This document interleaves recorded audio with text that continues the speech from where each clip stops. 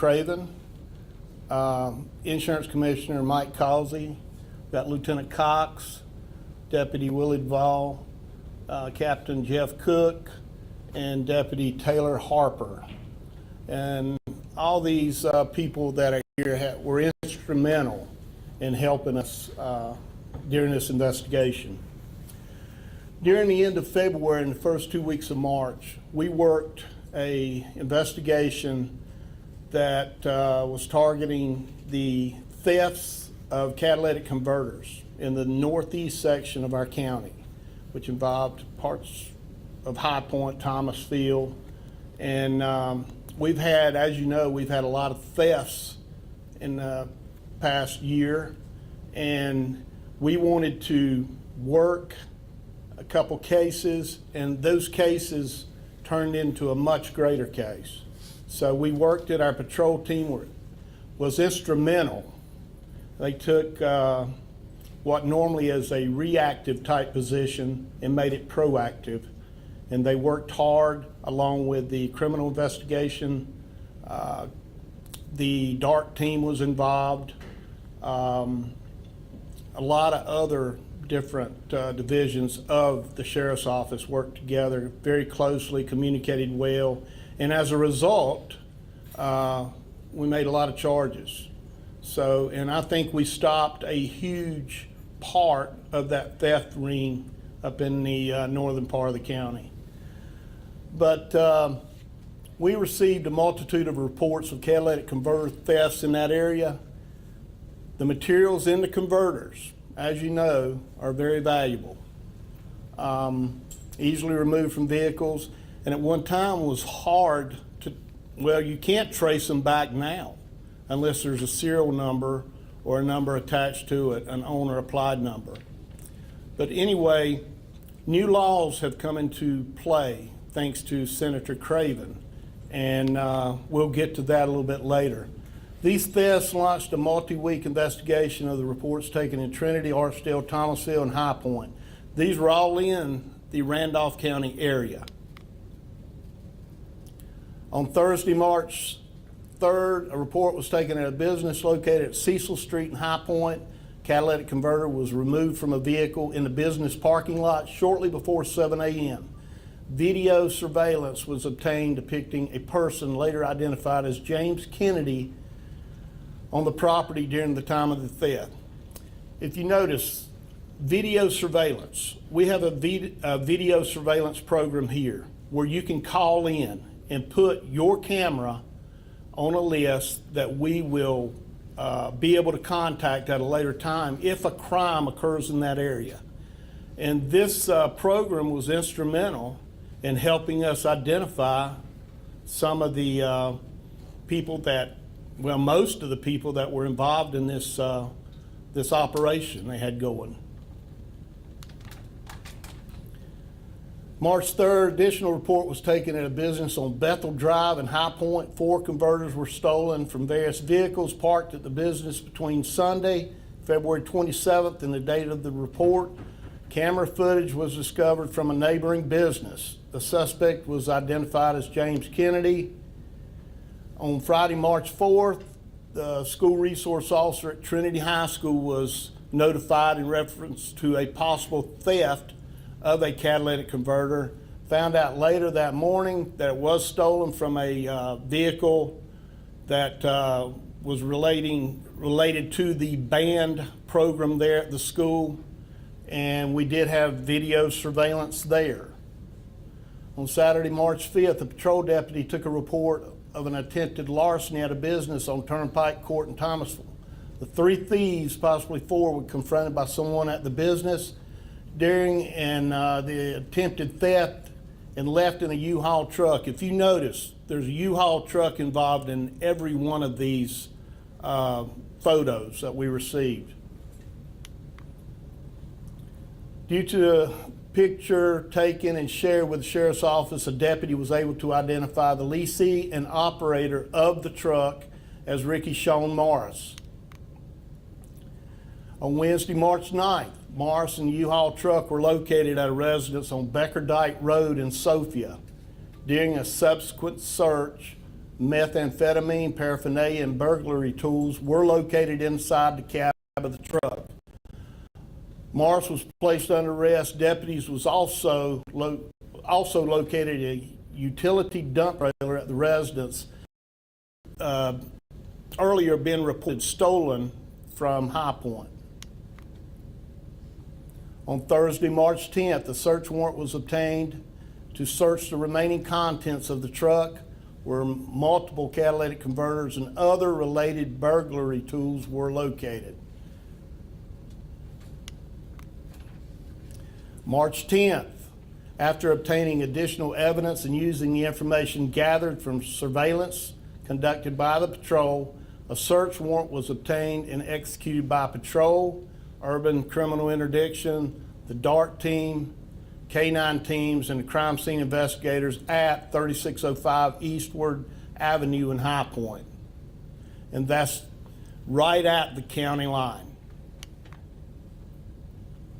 During the course of the search, deputies located multiple catalytic converters, several backpacks containing evidence of these crimes, and also drugs. That's a common denominator.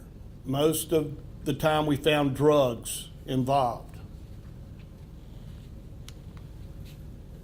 During the course of the investigation, deputies identified Christopher Allen Bowling, James Vincent Kennedy Jr., and Christopher Cole Lawson as participants in several of the reported thefts. Bowling and Kennedy were located at the residence on Eastward Avenue during the execution of the search warrant. They were arrested and taken to Randolph County Detention Center. On March 11th, additional warrants were served on Morris, Lawson, Bowling, and Kennedy. On March 25th, during the ongoing investigation, deputies obtained additional information that led to additional charges against those suspects. Bowling, while confined at the Randolph County Detention Center, was served additional warrants. Additional warrants for arrest were issued for Kennedy and Lawson. Lawson was located, arrested, and served the additional warrants. Kennedy was located and arrested and served the additional warrants and 2 outstanding orders for arrest for failing to appear. Okay, this is the list of violation charges for each person. You got felony possession of meth, felony possession of burglary tools, possession of stolen motor vehicle, misdemeanor possession of drug paraphernalia, 3 counts of felony possession of stolen goods, and the list goes on. He received a $50,000 secured bond and was placed on electronic house arrest. Christopher Allen Bowling, 8 counts of felony larceny of a motor vehicle parts, 12 counts of felony possession of stolen property, felony possession of meth, heroin, burglary tools, 5 counts of felony obtained property by false pretense, 3 counts of larceny, and the list goes on. Order for arrest out of Forsyth County for failing to appear on a misdemeanor. His bond was $46,000, and that was totally secured bond plus electronic house arrest. You've got James Vincent Kennedy, 8 counts of felony larceny, 11 counts of felony possession of burglary tools, 3 counts of felony attempted larceny, 3 counts of misdemeanor injury to personal property. He had 2 orders for arrest for failing to appear. His bond was placed at $40,000 secured bond. Then you have Christopher Cole Lawson. He was charged with felony larceny of motor vehicle parts, 4 counts of felony possession of stolen goods, felony possession of burglary tools. He was placed under a $1,500 total secured bond. Out of all those, there were 70 felonies served and 9 misdemeanors. And 17 of those 70 were a direct result of the new law that Senator Craven was so gracious to put up for a vote, and it became law. So we're very thankful to him. There were other thefts of converters in the area. Some incidents are still being investigated. It's hard to locate the owner of a converter because there's no number on it, as I said earlier. Many of these cases will never ever be solved, as there is no evidence to link the suspects to the crimes, and converters are virtually impossible to link back to the vehicles from which they were stolen. So, there's a lot of different things you can do. You can put a catalytic converter wrap on the bottom where it's like a cage. You can put an owner applied number in case your converter is ever stolen. You'll have some sort of identification to put it back to your possession. The cases we have been able to charge on thus far had surveillance footage, and as I spoke of earlier, it's very important that we, as a sheriff's office, when we adopted that new program with the citizens of Randolph County, we saw that it could help us for identifying suspects and particular crimes in that area, and it has been a success. So, and it's a system that we don't spy, we don't look at your camera. The only time we look at it is when there is a crime committed in that area, and that crime or suspect involved in that crime could possibly be identified by looking at your footage. Converter thefts have been on the rise for the past couple of years, and we've been working hard trying to find those that are stealing those from church vans. Where I go to church, that van was a victim. It was stolen. So, it is happening a lot of places. And when you have the precious metals that are so high, you're going to have that. These guys were druggies.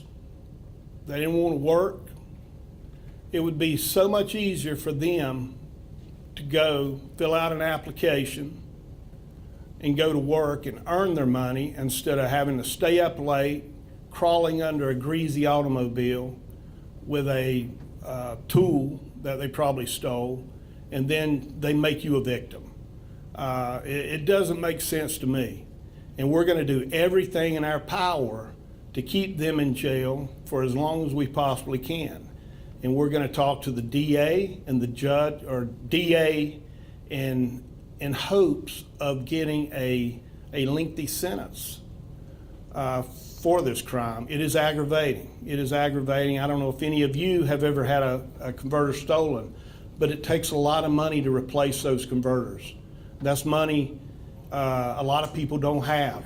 And, we're going to continue to work, and hopefully this investigation will lead to more. What I want to do now is introduce Senator Dave Craven, who introduced this bill along with two others that actually made our job a lot easier. So, Senator Craven. Thank you, Sheriff. Good morning, everyone. It's an honor to be here with you. I want to first thank our Sheriff and our entire Randolph County Sheriff's Department for being tough on crime, getting out there and really taking the law we enacted and making sure that we're fighting this as hard as we can. I would like to really thank Senator Tom McGinnis, Senator Jim Bergen for co-sponsoring the legislation with us. The key component in what we addressed was to make it not only harder for someone that's out there stealing a catalytic converter, but make tougher laws and regulation and reporting requirements for the folks that are purchasing those stolen catalytic converters. When you take away the marketplace, all of a sudden there's no need for somebody to go out there and try to steal those because they have nowhere to sell it to. So that was the primary objective. It does make a mandatory Class I felony and a mandatory $1,000 fine with the new law. So I'm honored to be here with you and thank these folks for the hard work they're doing. I'd like to introduce at this time Commissioner of Insurance for the great state of North Carolina, my friend Mike Causey. Thank you. Thank you, Senator Craven and Senator McGinnis and Senator Bergen for their leadership. And this was a bipartisan effort in the legislature. and the governor signed it into law, and it's a big step forward, making this a felony. I certainly want to thank Sheriff Seabolt and his team for their great investigative efforts in getting these criminals off the street and behind bars. This is a big issue when it comes to thefts of catalytic converters. Almost every week I have somebody tell me about a friend or neighbor or somebody in their family that had a catalytic converter cut off their vehicle. One of my employees said his dad's older pickup truck had the catalytic converter stolen, and it was going to cost him so much to repair it, he just straight piped it. Now, I'm not sure if that's going to pass inspection for the inspection folks, but it's a huge issue, and I thank Sheriff Seabolt for putting together this press conference to call attention to the problem so the public will be more aware of the need for surveillance, reporting any suspicious activity, and as the sheriff indicated, these thefts of catalytic converters and the drug trade go hand in hand. So with looking at those U-Haul trucks, it makes you almost be suspicious of any U-Haul truck going down the highway today. But we've not had a lot of complaints at the Department of Insurance about the theft of catalytic converters, but there's a lot of thefts going on, so I'm thinking the people just need to step up and report these crimes. Give us a call at the Department of Insurance to let us know that any thefts that you've had of catalytic converters in your home, business, and certainly call the sheriff or call 911 anytime you see suspicious activity. But we need to keep the pressure on these thieves so that it won't put pressure on our automobile insurance rates and cause our automobile insurance rates to go up. My job is to protect consumers, and doing that is going after these thieves, whether it's catalytic converters or some other auto parts or stealing vehicles. It's a big step in curbing this crime. And we have a tremendous amount of insurance fraud. I mean, every day we have state police special agents that can make arrests anywhere in North Carolina, and they're very busy every day making arrests to people that are out there staging accidents, looking to cause you harm so they can file a false claim on their insurance policy. But again, thank you, Sheriff, for this opportunity, for putting this together. Thank you, Senator Craven, and the legislative leadership. And if anybody has any questions dealing with insurance claims or other issues, give us a call at the Department of Insurance, and we're here to help. Sheriff Seabolt, thank you. Thank you. Okay, we're also communicating with other counties, other sheriff's offices, police departments, in reference to some of the activity that we made charges on. So there may be other charges in the near future. Is there any questions from any of you in reference to this? I have one. The house, you might have touched on it, but when you searched the house, were all of the men arrested there, or did you connect all of those men back to the house after you searched it? There were, I believe, 3 present, and we arrested those at the scene, if I'm not mistaken. A subsequent arrest was made later. And I urge all of the citizens in Randolph County to contact us so that we can put their surveillance camera on our list of contacts in case something, some other type of crime is committed in that area.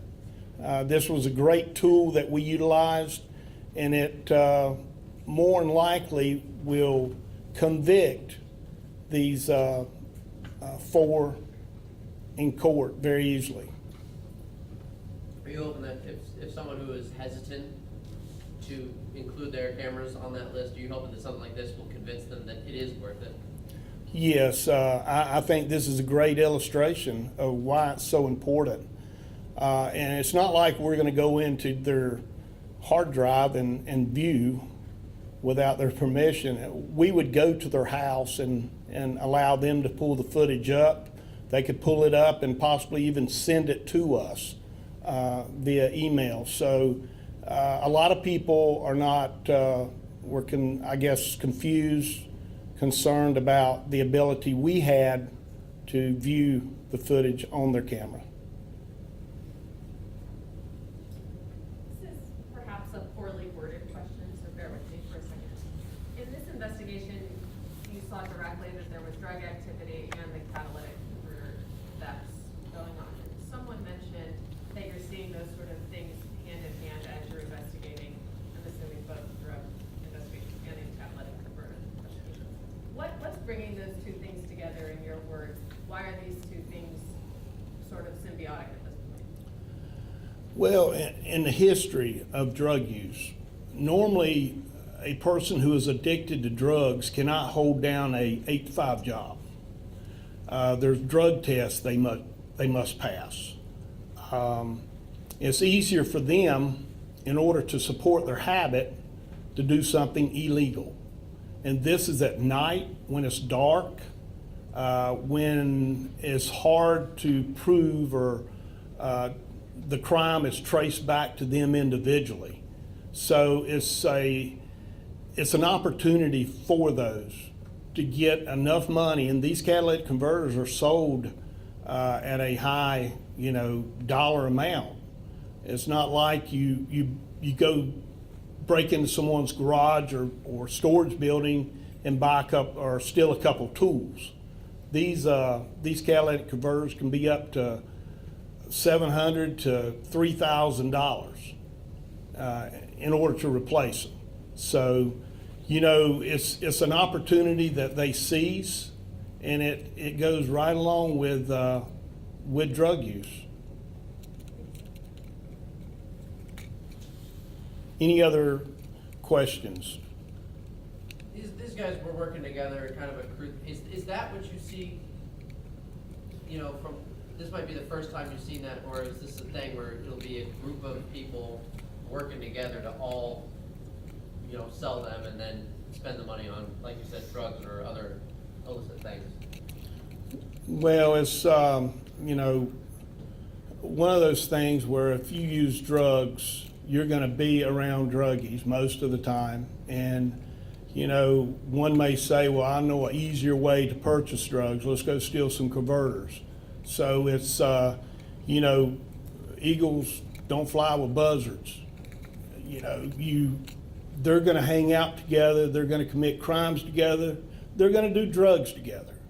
So, I commend our guys who did an excellent job. It was so easy for them to just take the report and leave it at that and let our criminal investigations handle it. No, they were proactive. And that's what we stress every day. Try to fix the problem instead of putting a Band-Aid on it. And they definitely did fix this problem. Now, one more for me, if you don't mind. How soon did you sort of realize that it was the same group getting these over and over? Was it, you mentioned that the March 3rd identified one of the suspects, and then the March 4th identified the U-Haul. Was it when you saw the U-Haul that you thought, maybe something larger is at work here, it's not one single person? Well, the U-Haul was seen in several pictures, and at times they were seen in that picture with different people, different actors. So our investigative intuition of the deputies here, they put it together, and I guess it's like putting a puzzle together. If actor A's in this, photo, then he's got a good friend that possibly is in this photo, and they hang out together. So it's good investigative work on their part.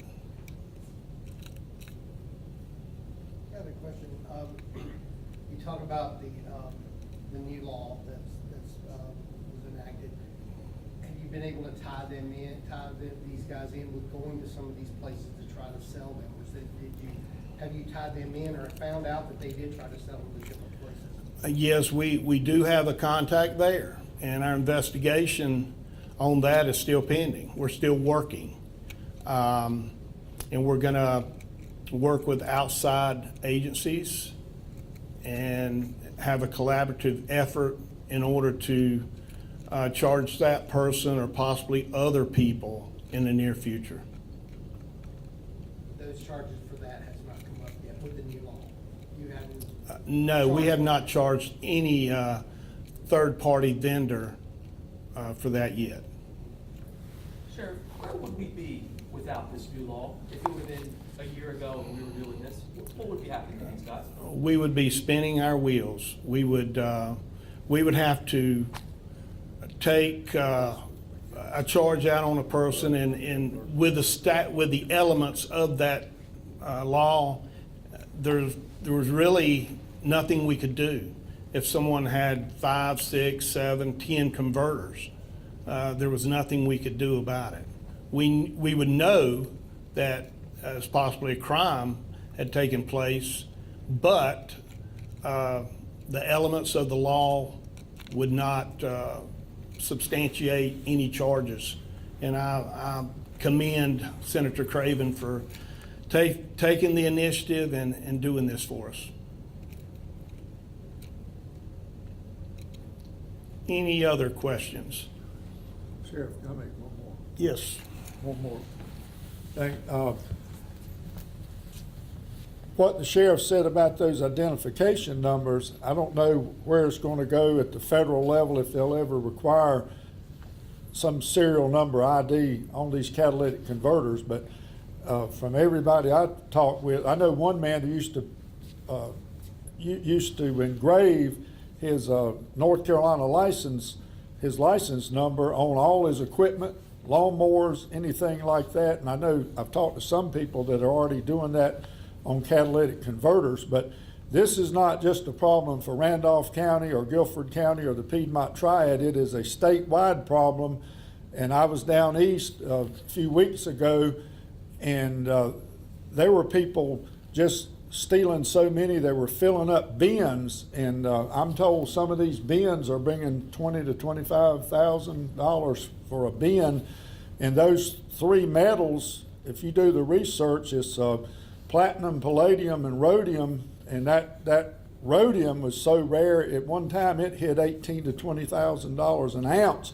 So that's why they're stealing them, for those precious metals that's fueling their drug problem. So just getting this information out to the public and telling your friends and neighbors, I think, and using this surveillance that the sheriff's talking about will be a big help. Thank you. Yes, and the contact third-party vendor that was involved in some of this, Mr. Bowling had sold 45 converters to him alone.